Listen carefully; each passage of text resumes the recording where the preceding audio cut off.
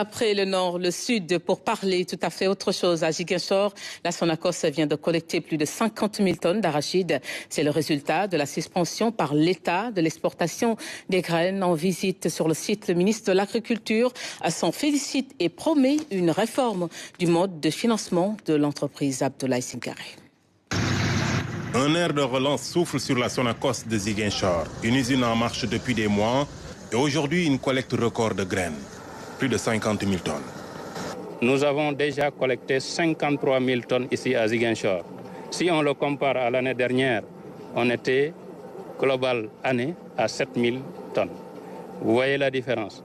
Si on prend aussi la transformation, on est resté à l'arrêt pendant presque 2 ans, depuis 2022. On a pu redémarrer l'usine et jusqu'à présent, les choses marchent bien. Donc on espère qu'on va accélérer aussi parce qu'on est sur un processus d'amélioration continue. Devant le ministre de l'Agriculture, en visite sur le site, les acteurs ont tenu à saluer la dynamique. Même si sur le terrain, toutes les graines ne sont pas encore achetées.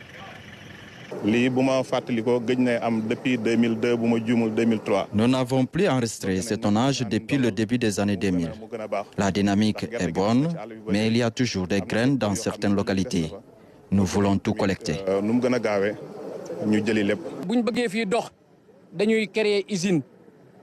Ces dernières années, la Sonacos ne signait que des contrats de 1 ou 2 mois. Cette année, depuis le démarrage de l'usine, on a minimum 1000 emplois entre Kolda et Ziguinchor. Vraiment, ça fait des années qu'on est resté sans emploi, sans travail. La plupart des travailleurs étaient reconvertis en maçons, d'autres étaient des jakartamans. Mais aujourd'hui, l'espoir renaît. Pour le ministre Mabouba Diagne, c'est un pari gagnant après la mesure de suspension des exportations de graines. Le défi pour lui, c'est de repenser toute la stratégie de financement de la Sonacos. Aujourd'hui, quand je vois ça, ça me donne espoir que même si nous décidons d'ouvrir les exportations, notre usine est assez fournie. Nous ne disons pas non à l'exportation des graines, mais nous disons d'abord que nous devons nous ravitailler, faire fonctionner nos usines. Si ça reste, et si le capital semencier est assuré, on ouvre les frontières. C'est toute la stratégie de financement de la Sonacos que nous allons revoir. Aujourd'hui, il y a 30 institutions financières au Sénégal. Si chaque banque nous donne 10 milliards, c'est 300 milliards de francs CFA. C'est plus que suffisant pour régler le problème de la Sonacos.